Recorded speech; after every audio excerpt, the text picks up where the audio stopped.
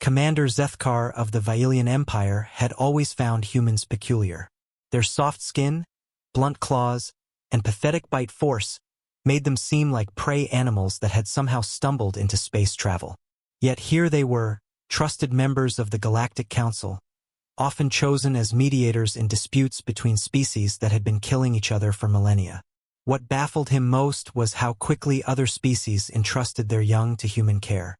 The fierce Krillian warriors, whose children could tear through steel plating with their bare talons, regularly sent their cubs to human-run educational facilities.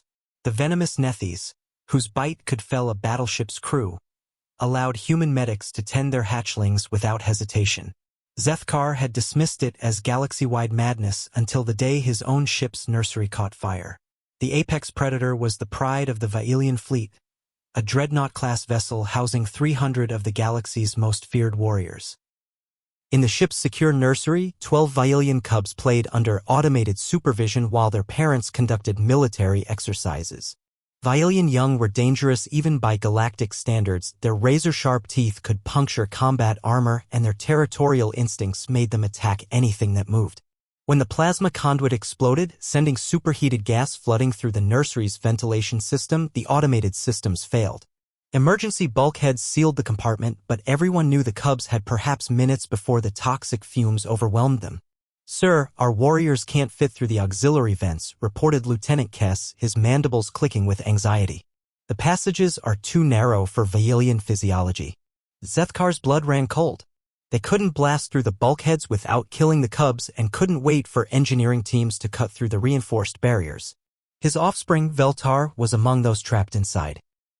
"Commander," came a soft voice behind him. He turned to see Dr. Sarah Chin, the human medic attached to their vessel through the interspecies exchange program. Her small frame seemed almost laughable next to the towering Vailians surrounding her. "I can get through the vents." "Absolutely not," Zethkar snarled, his protective instincts flaring. "Those cubs will tear you apart the moment they see you. They're already stressed and you're an unknown." "Commander," Dr. Chin interrupted gently, pulling on environmental gear. "Trust me." Something in her voice, a quiet confidence that spoke of deep knowledge, made him step aside. Sarah crawled through the narrow maintenance shafts with practiced efficiency. Through the security monitors, Zethkar watched her emerge into the smoke-filled nursery where 12 terrified Vailian cubs huddled together, their eyes glowing with predatory fear. Each cub was the size of a full-grown human, with claws that could shred steel and jaws designed to crush bone. What happened next would be seared into Zethkar's memory forever. Dr. Chin didn't approach the cubs directly. Instead, she sat cross-legged in the middle of the room and began to sing, a soft, wordless melody that somehow cut through the chaos. The cubs' aggressive postures slowly relaxed. Then she did something unprecedented. She made herself smaller, curling into a ball and continuing her gentle song. To the cubs, this strange, soft creature wasn't a threat. She was behaving like injured prey, triggering their deepest protective instincts instead of their hunting ones. Within moments, the 12 apex predators had surrounded her, not to attack, but to shield her with their own bodies. "They're protecting her," whispered Lieutenant Kess in amazement, working with infinite patience. Dr. Chun began guiding the cubs toward the escape route she'd mapped out. She moved slowly, never making direct eye contact, always presenting herself as something to be protected rather than challenged. When young Veltar stumbled from smoke inhalation, she carried him, all 40 kilograms of claws and fangs, cradled against her chest like a human infant. One by one, she led them to safety through passages their own parents couldn't navigate.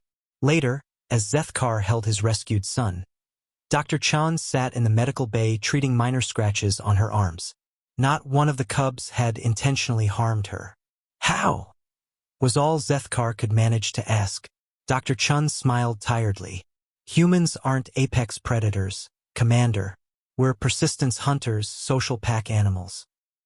We evolved alongside the young of other species. We learned to read their signals, to care for them, to become part of their family groups. We don't dominate through strength, we survive through understanding." She gestured to the security footage still playing on the monitors, showing the cubs instinctively forming a protective circle around her small form. "Your species conquered through power. Mine conquered through love. Sometimes the second approach works better with children." That day, Zethkar finally understood why the galaxy trusted its most precious treasures to humanity's care. Humans weren't failed predators, they were something far more dangerous to those who would harm the innocent. They were guardians who had learned to speak the universal language of protection, and that made them the most formidable species in the galaxy.